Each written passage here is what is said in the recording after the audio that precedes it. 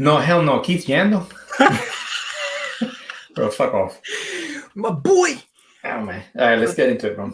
All right, 3, 2, 1. Welcome to the Florida Hockey Bros podcast.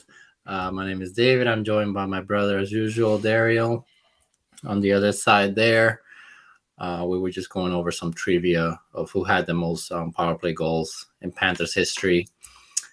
And his favorite defenseman, Keith Yandel. The guy. I was so happy when they bought him out. That got ruined. I mean, he turned it over so much. Yeah. All right, let's get into it today. We got a short one for you. We're gonna talk about training camp and some players that we wanna that we would like to see how they perform in training camp, preseason, and then we'll touch on some takes around the league. We'll focus on our finals preview, basically what two teams we think are gonna get to the finals. All right, Dario. So I'll let you go first as usual. What are some of the players that you want to see in training camp, just to see how they fit in or how they perform? Yeah, I think we talked about having 3 players, 3 names each that we'd be excited to sort of see for different reasons. And so this is kind of a preseason and training camp preview. The first guy that came to mind for me is actually a guy that hasn't really played on the team, Justin Sourdif, who was a 3rd-round pick a couple of years ago. He was in the NHL last year. He had kind of a slow start, but then started to pick it up. I think he was injured and out for a little bit before the playoffs, and then got to play a little bit in the playoffs and had a couple of good games. But he's a guy who went through a good stretch the second half of the season in the AHL last year. He is, a 3rd-round pick, but at times, I think, when he was younger, was considered possibly a 1st-round talent. He's got a lot of speed. He can shoot. He can puck handle. He's become more physical, I think, recently. He could be that middle to bottom 6 kind of winger that could provide some scoring. And he's kind of shown flashes of that, I think, in the AHL. I'm going to follow him a little bit more. I suspect he's going to go back down. I don't think he's going to jump, Denisenko or even Maki Samoskevich on that totem pole of prospects who might break in. But I remember that he was one of the last guys that Maurice sent down last time. I don't know what that, if we should read anything into that, but I remember last preseason and training camp, he was one of the last guys to be sent down. So maybe there was something there that they liked, that they saw. And so I'm just curious to see how he looks, to see whether he looks more confident. I've liked his interviews. He seems like a leader. He was a winner in junior hockey. So it's just a guy, I think, low key, that I could see slotting into that 3rd, 4th line in a year or 2 for us. And we're going to need those kinds of guys with the cap and some of the extensions we have to work on, and some of maybe the free agent signings we might have to go after. So yeah, I just want to see whether he looks more improved, more confident, what the level of skill is there. And then I might sort of follow him more in the AHL this year. I think he and the new guy, Ryan McAllister, that we signed, I think, those are guys that are going to spend some time down there and maybe take the Heponiemi and Denisenko spots in the AHL in Charlotte. So yeah, Sourdif is one for me. I think he low-key could be a good guy for us to have long-term. Second guy for me is Mike Bennon. We've mentioned him in this episode earlier and other episodes. For me, he's a guy he's a wild card, just because he's a small guy. He's 5'9", which is very small for a defenseman. I think there are a couple of guys like that out there, like Torrey Krug and Garrett Spurgeon, I think, are small, but they've shown that they can play at a high level, and Torrey Krug is actually pretty physical, I think. So I think Mike Benning is not a physical guy, not a physical style, and I think that's what's going to hold him back. I think he needs to get a little bit stronger. He's going to have to work on his defensive game. His numbers were really great in college. Like, he had 2 elite seasons. He could score. He played the power play. He's a great skater, quick skater. He's not like Cale Makar or anything like that, but he can move. He can think fast. He's a great passer, and his shot improved a lot, I think, the last 2 years in college, and he started scoring quite a bit more. So yeah, his numbers are pretty impressive from juniors to college, and I think he's a guy that we're high on, and that Cito's high on because of the top level skill that he has. He does have that kind of quick skating skill from the back that we don't necessarily have. Like, Forsling's fast, Montreux's fast, but those guys are a little bit bigger. I just think that, Benning is the type of guy that can turn on a dime, get out of trouble, move quick, lit up the ice during the rush, or things like that, or get a seam pass through. So I want to see. I don't think he'll break in this year. I think he's going to be a depth guy to start the season. He might get a few games if there are a couple of injuries later in the season when, if we've waived somebody. He's probably going to play in Charlotte quite a bit. But I just want to see how he looks with the big boys, if he looks ready, if he looks like he could impress or bring something different to the table.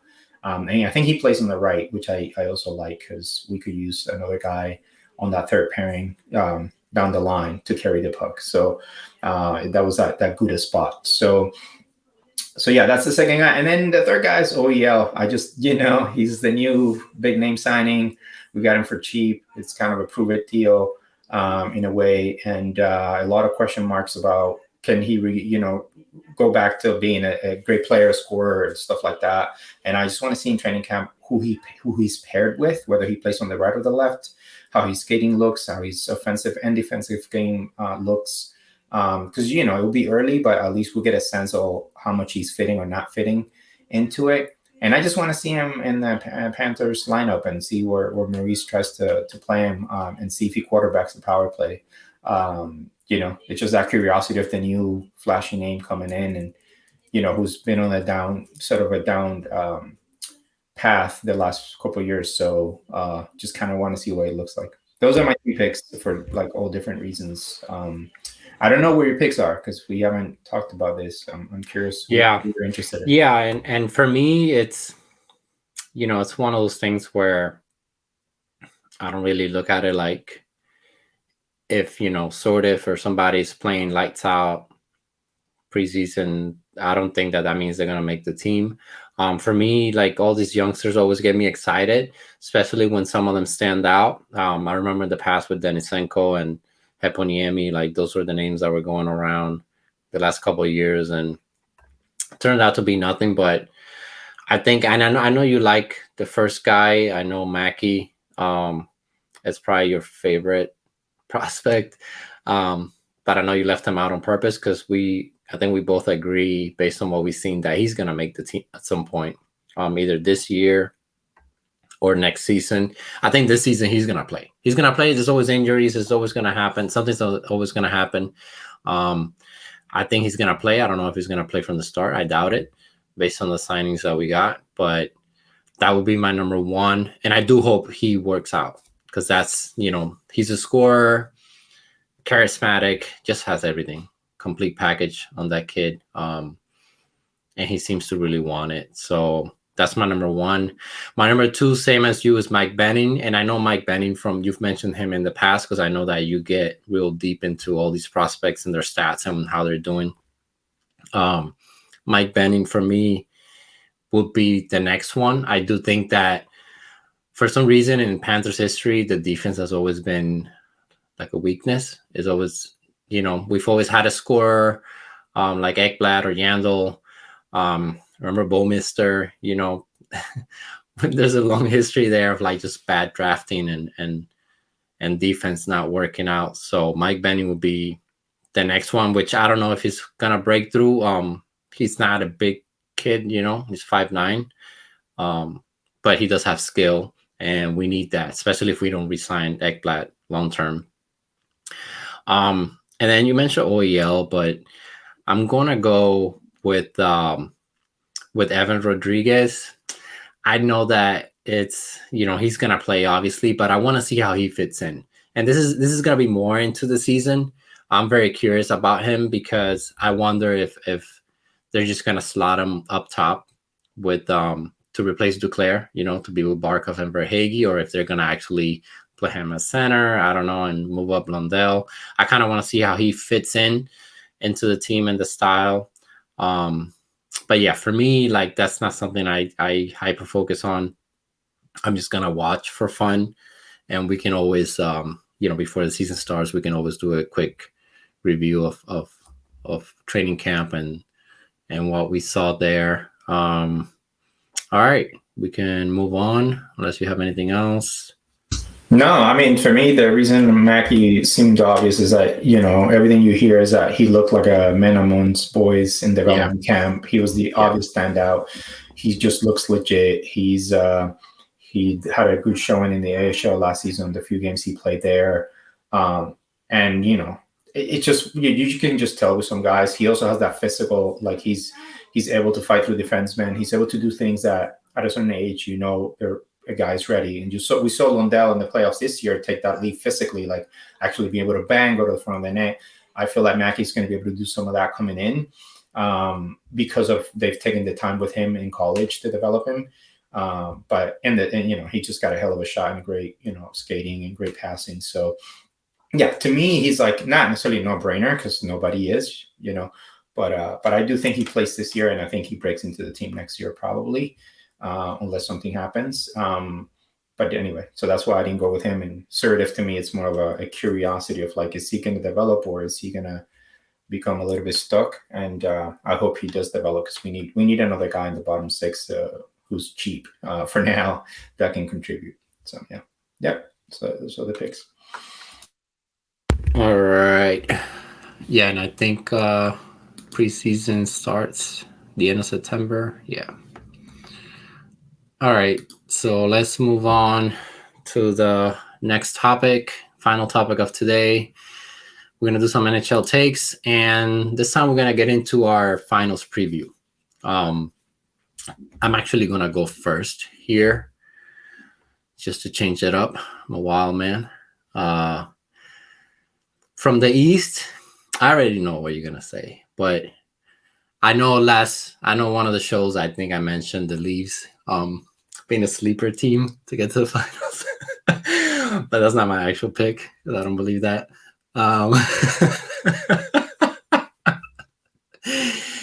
For the East, I kind of struggle. I struggle with making a decision because everybody selects the Hurricanes every year. Every year, the Hurricanes are going to win the Cup or get to the finals.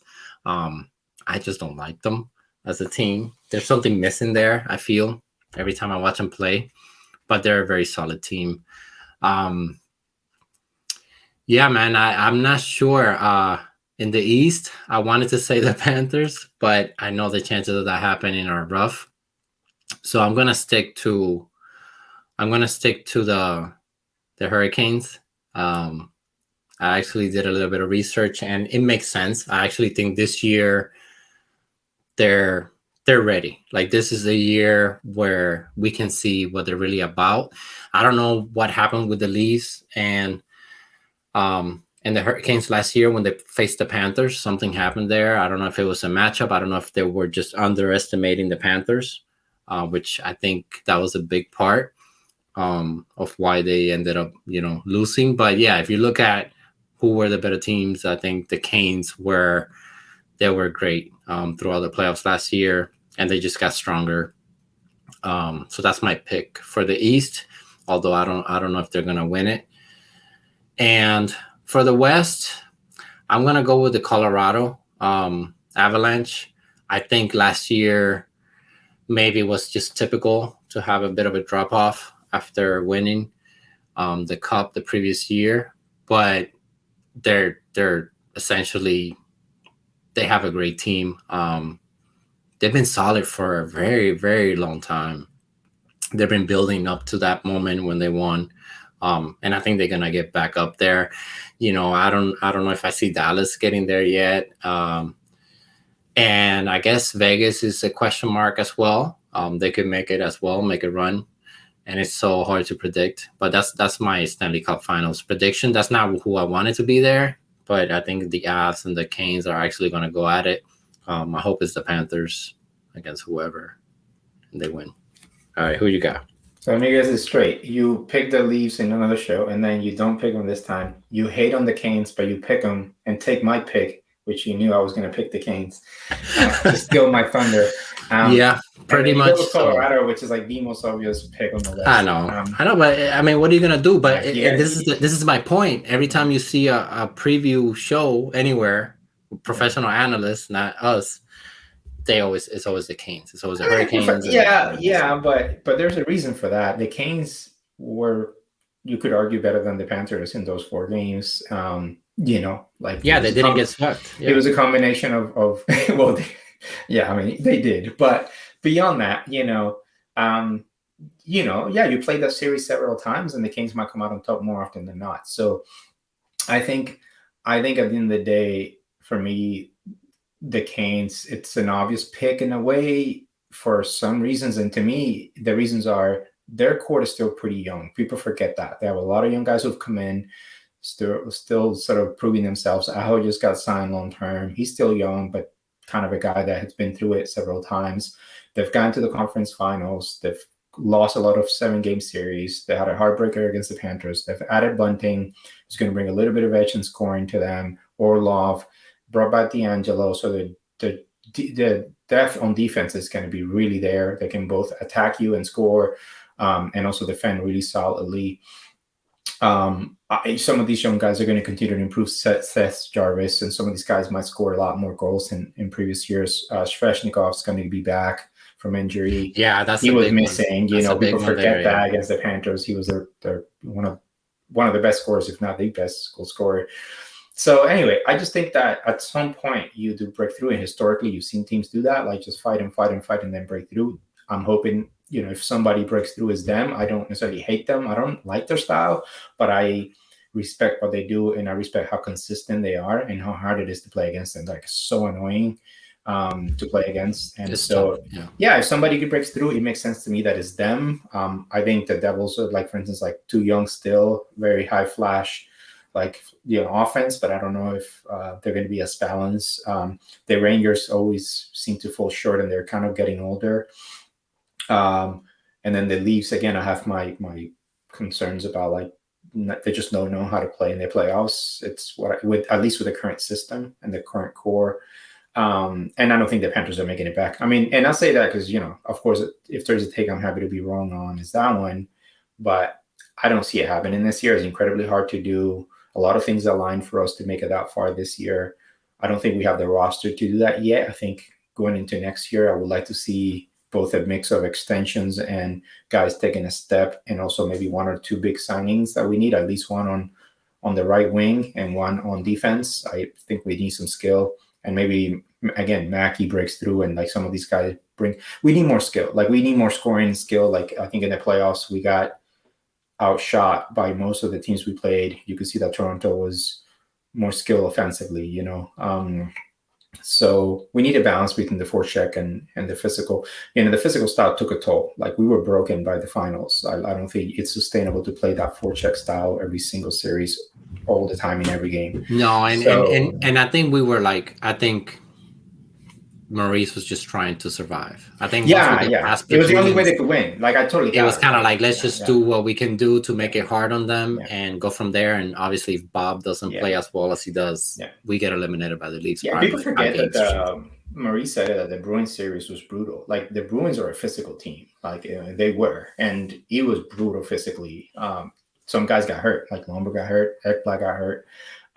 So, it wasn't easy. I think Toronto was less kind of a break physically. I mean, I don't mean to disrespect them, but, like, I think it was more of a break physically for the Panthers, where they got to impose physicality for the most part. And then the Canes was also a really rough series. That's where everybody really, I think, finally broke down. And then, Vegas was super physical. So I think at the end of the day, Vegas. you need a mix. But, Vegas was physical, but they scored a ton of goals. So, you just have to be able to do both. And I think Panthers, they need to deepen. So I don't see us going. I think our ceiling. Well, in another episode we can predict, but I think our ceiling is like a first or second round. Honestly, I don't see us going further. Yeah, it depends on the matchups as well. And, like, I don't expect the Panthers to be the same team as last year in the playoffs. Like, even I just hope they make the playoffs. If we are, it might not work out. Just because, are you gonna get the same thing from Bob? Probably not to that level. Are you gonna get the same forecheck? Are you gonna catch teams off guard? No. Like, they'll be ready. I just hope that maybe Knight gets to play in the playoffs. I just hope that Lundell and these young guys get to get another taste and another round, like just another round or two, and just get more experience. They get to evaluate some of the guys that they need to decide whether or not they're going to extend, or some of the role guys that they might want to bring back. So I just think the playoffs is a good measuring stick, because you get to see the different style. But But anyway, to me, yeah, the Hurricanes on the East. And then the West, to me, I'm going to go with Dallas. I think it's, again, I don't know if they're there yet, like you said, but they've been close. Like they made a run a couple years ago. And with some of the guys they still have, some of the young guys, some of those guys are really talented. Their top end talent is super, super high. And Heiskanen on defense is an elite guy. And then they've added, I think, who was it? Matt Duchene, that they added, like, who can provide some scoring and depth. And I think Pete DeBoer, going into a second year, knowing that there were some defensive deficiencies to my mind against Vegas, I think they can work on some of that. And he's been close several times, and I think he might help take the team to the next step. So when I look at matchups, like the Oilers have a lot of holes on defense and goaltending. Colorado obviously is an obvious pick, but I also think that they are kind of vulnerable a little bit on D. They can play kind of high flying offense, and that can leave them a little bit exposed. Yeah, and they're not as deep. And the health is the question. They always seem to lately to have an injury. Some of those guys are not necessarily super big, so we'll see whether they can stay healthy. They have added some pieces, so they maybe they make another run. And beyond that, Vegas kind of obvious. Again, hard to do back to back. That's an older team. They did the whole cap thing. People talked about. I don't know how. I see them competing. I don't know if they're gonna make it to the finals again. So anyway, Dallas, to me, it's a team that the Dallas Hurricanes matchup will be a really mix of different styles in my mind, because Dallas, I think, is a lot more open and more offensive. At least the way they looked against older opponents this year. They like to skate, they like to go in. And so to me, it would be fun to see them in the Hurricanes. And I think they both deserve it if they get there. So anyway, that's my pick. We'll see. We'll look back to this when we actually get there. All right. Yeah. I'm changing my pick. The Leafs, which I mentioned already, are going to make it. And they're going to lose to the Oilers. The Oilers are going to make it, man. All right. Yeah, I think they will eventually. I think they are. Yeah, they need a better GM, I guess. Yeah, they do. They need a better GM. They need better to defense. just goaltending. You have the offense basically. Just fix goaltending. Get a couple of defensemen that can sit back, and protect the goalie, and I think they're fine. But yeah, I mean they have a lot of money tied up too. So I think they'll make it, but I just they need to figure out their defense is my take on that. But they're up there. They're a top 4 in the West, and I think so. All right. Anything else we want to get into? I think we'll see what happened with the Leafs, man. We can laugh about it. Can you imagine Steve Dangle if the Leafs make it? Well, if they do make it, you're gonna have to apologize. I won't. To the 2 fans listening to this. I don't know. Listen, when the Panthers played, I'll say this. I know we got in, but when I was following when the Panthers were playing Toronto, I was following, and you were too, I think, following all the Toronto media and podcasts talk. Because I still do. Honestly, they have more coverage up there than down here, so we would go there. Yeah, they have a ton of shows. And they were pretty disrespectful. I just have to say, I know it's their own bubble and there's Toronto, and it's a very old team with a long history and a huge fan base. But the way they talked about the Panthers early on was so dismissive, and I don't know. I think they overlooked the Panthers for sure, and I think that I don't know. It just seems like they think, I don't know. I don't mean to generalize. This is unfair to the whole coverage of a team, but a lot of times they think they're smarter than they are, and they know more about the game, and they hate on the teams in the South who have better weather and players actually want to go to. But you know what? They're doing better. They create better systems, and I don't know how after 7 years, with all the experience, all the knowledge of hockey, they haven't figured out that their system and their core doesn't work in the playoffs. Yeah. The Panthers had one that year in the playoffs, embarrassing, and Cito said F it, and look, it worked out. Again, it doesn't always work out, but at least they tried it. Yeah, and it shouldn't have worked out for the Panthers. Panthers shouldn't have made the playoffs last year, but that's still fine because it was supposed to be that transition year. I think the overachieving. But a bunch of guys actually had career years also. Maurice and Montour took off, and you could see the signs of it. And I think the last couple months of the season and then the playoffs show you that they needed to be taught how to play that style. Barco had to learn how to be more physical. Ekblad, they had to Verhage, everybody, they had to learn how to defend, how to fight. Even Duclair, like you said in an earlier episode, like looked a little bit better because before, I Yeah, he remember played against much better than Washington, before. like he was like he got benched by Bruno, like because Duclair was like trying not to get touched, and so I just think that Yeah.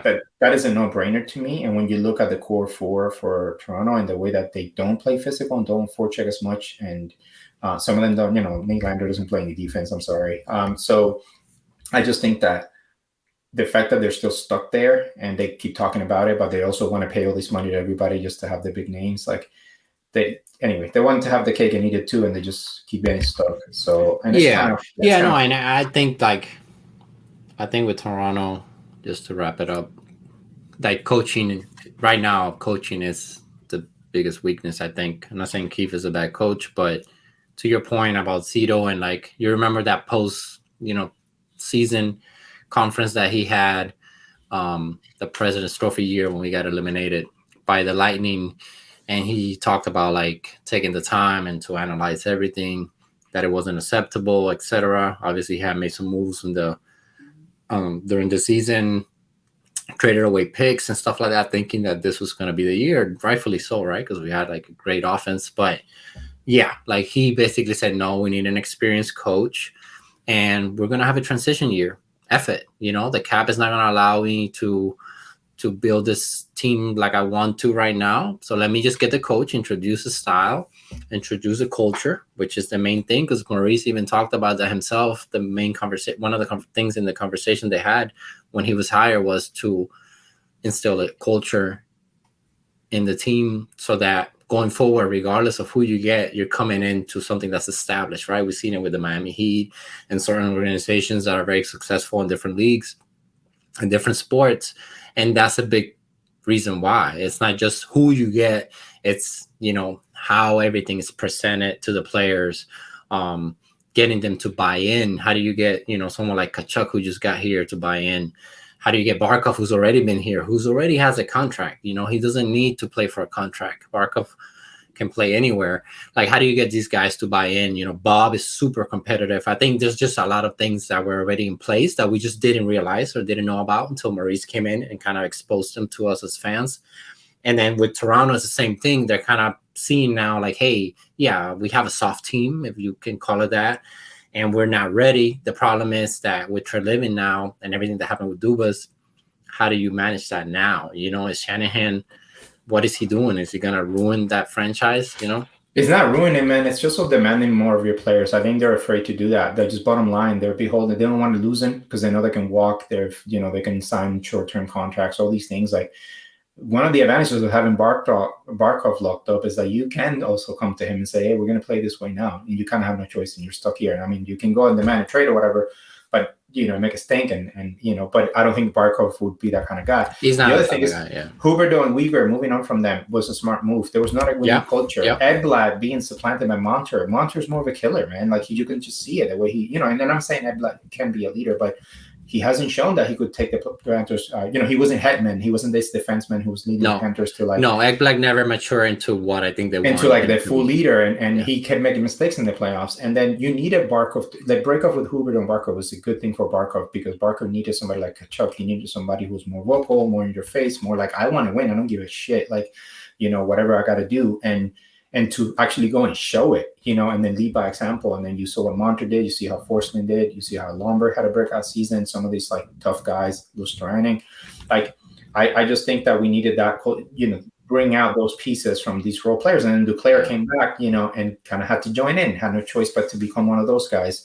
So anyway, to me, that's all Toronto's missing. Like, they need to go to Marner Matthews and say, like, this is unacceptable. You guys know that. You got to lead by example. And they just don't seem to be those guys when you listen to them and when you listen to their interviews, which was the case with Barkov and Huberdeau in years past. That I was always dissatisfied with their excuses and their reasoning and their ways. Like, oh, we'll try again next year. It's like, no, you were the best team and you fell on your face. You should be pissed.